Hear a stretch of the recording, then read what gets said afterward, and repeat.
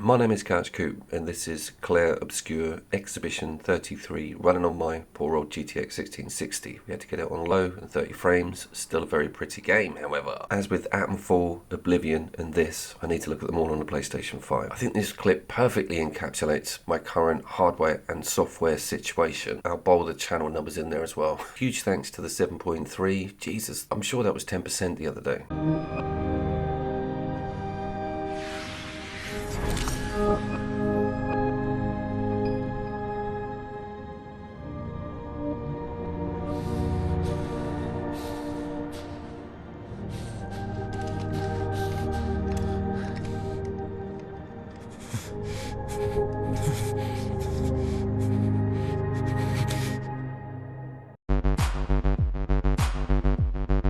Nice and uplifting intro there for the Friday and the weekend. Why are you so late with this review, Coop? Well, there's a couple of things on this. I was meddling around with those variables on the graphics for so long, it got ridiculous. Got to like 2 days and I was like, just step away, Coop. This is not running on your machine properly. But it kind of is, because the fight scenes, they're static. It's this running around a very ambitious opening area. And yeah, we do have a contemporary Renaissance. Sandfall have gone with the sort of 1870s French Impressionism period. It's pretty cool. Sandfall of French, so that kind of makes sense. And this is very much a strong return from a Western or European studio. And this model was sort of dominated by a lot of JRPGs in the early 2000s. Final Fantasy had this format before it went full Devil May Cry. And I think that's what's pulled a lot of people back, is remembering how cool a decent and pretty turn-based video game can be. This is like Battle Arena turn-based, not the step-by-step that you would see some of my Warhammer content in. I do like the genre. I've got Persona 5 Gold on the old Vita, so I've got some experience in this direction. But back to the original point, I want to see this on a decent console, on 9th gen. So I'm very keen to hear from you guys with Xbox S's. I haven't heard anything dire from the PlayStation 5 performance. That'll be the version I'll go for, and that's why I'm holding back on really getting into this, because you can see how much of amazing game there is here. That open world map is colossal, and I've only taken it to a 2-person party. I've not even opened up that full set. You are not going to see a single spoiler in this entire review. I have also been frightfully busy with content creation in other directions. There's the Far Cry thing going down at the moment, and I will be showing you Far Cry 4 on Ultra pretty soon. I'm having a great time.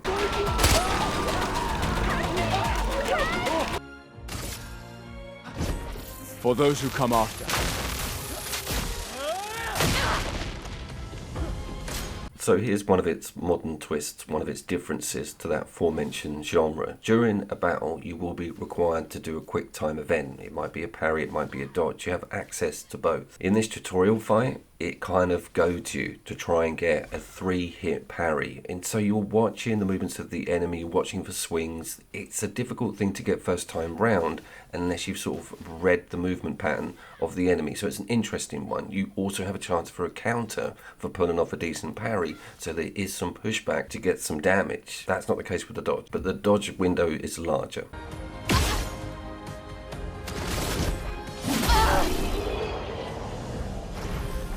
This did a couple of things for me. If you played Final Fantasy Tactics or anything that doesn't require any real-time input, you'll be aware that a turn-based game really gives you the opportunity to relax. I mean, sign out on a real-time combat front. Freeing up the old noggin to look at stats and wonder what to do next. Very much a laid-back experience. Then you've got games like Black Myth Wukong, where you need to have a sort of 16 coffee level of adrenaline going and have nanosecond-like reactions. Expedition 33 kind of wants you to get involved in both, and that initially rubbed me up the wrong way, because it just felt like a sort of action grab, you know, something to just keep you engaged, because otherwise you're just clicking A and going up and down on the directional button.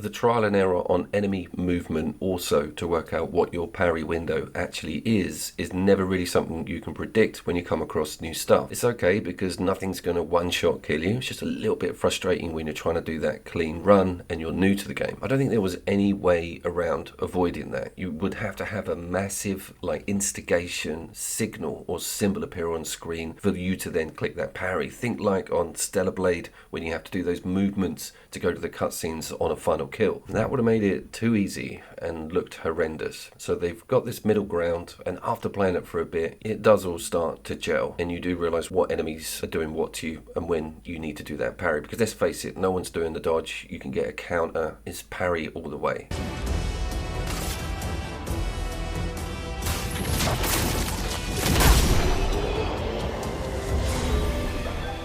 You've also got QTEs on the actual moves themselves, and sometimes it's more than one, and I constantly get caught out with them. It's a button prompt that's timed within those boxes. If you pull off a perfect, you do loads of damage. This becomes integral when you need to heal the party, because a crap heal without hitting those timed windows is almost useless. I'm also, you might notice, not showing you too many cutscenes. Loads of people on social media are going on about that opening half hour. I'm talking about when you get to the island being one of their favourites of any video game they played this entire year. In actual fact, the level of sycophanticism for Expedition 33 on the internet is reached fever pitch level. You can't scroll down on an X feed without someone gushing over it. I suppose what I'm trying to say is that isn't all invalid, and it is an incredible front end. The game is so pretty, and it does really point the finger at a lot of Western devs who've been coming out with these drab, grey, boring extraction shooters, dare I say it. Marathon isn't drab and boring, it looks like a neon lollipop. That's the guy from the Love, Death and Robots episode with the chick running away from that guy. It's one of the more visually spectacular episodes of the entire series. By the way, we've got a new one coming up, that's probably going to get a video. But my point being, he doesn't know anything about extraction shooting, he just knows how to make things look pretty on a screen, and dang, has he done that well. But Bungie have got to be looking at that Ark Raiders game and getting a little bit worried. Loads of streamers are saying dead on arrival about Marathon. Anyway, can we get back to the matter in hand, please?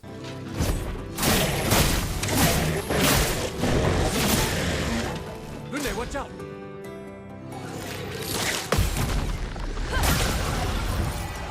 Brace yourselves.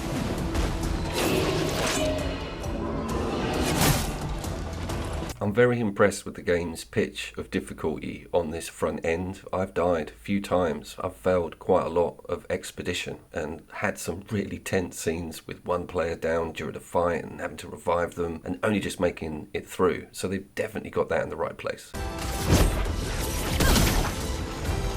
Dodge, Gustav.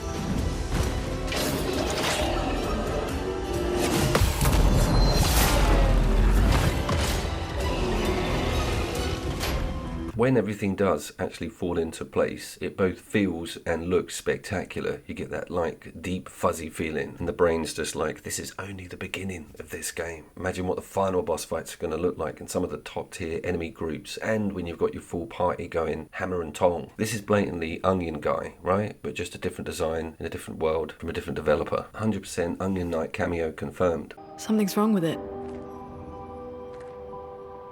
Why isn't it attacking us? Well, it certainly attacked them. And that's the next thing that gets you, is how much there is behind these arena fights, how detailed that world is. There's a nice little free roaming aspect to the front end, but then you get that huge open world map, and it cuts to a pulled back scene, like something you'd see in Ni no Kuni or early Final Fantasy. Talking to Ni no Kuni, that is actually over on PC. Mate, I'm putting a temporal ban on your PS4 PC game debacle. Far Cry 4 is the last one you're getting away with. Another welcome aspect was how easy to use, read and understand the upgrade system is, and placing in perks and buffs to different slots. It was all very welcome for someone who's read phobic like myself. Pretty self-explanatory, symbols, nice green arrows, that sort of stuff. Very much enjoyed the depth of that. And again, just like the story, I'm trying to just hold back and not get into this too much. It's so difficult.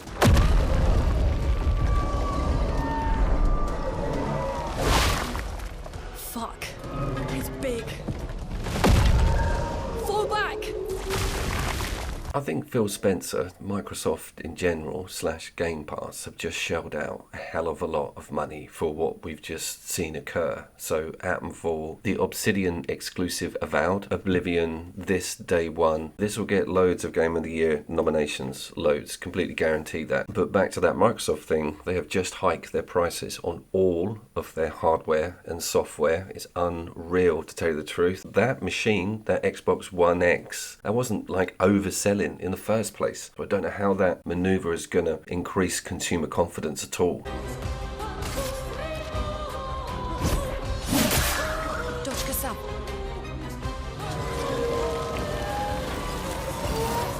danger. Brace yourselves. Some of these hyperbolic content creators have said that this game has saved the industry. What would you say to that, Coop? I would say, in chronological order, Armour Core 6, The Lies of P, Rise of the Ronin, Stellar Blade, and Black Myth Wukong. Where the hell have you been? Feel the burn. Dodge yourself. Also, if you think this is some sort of revolutionary game model, like most of people on X is blabbing on about, go and play Persona or the new Metaphor. It's like, again, where have you been?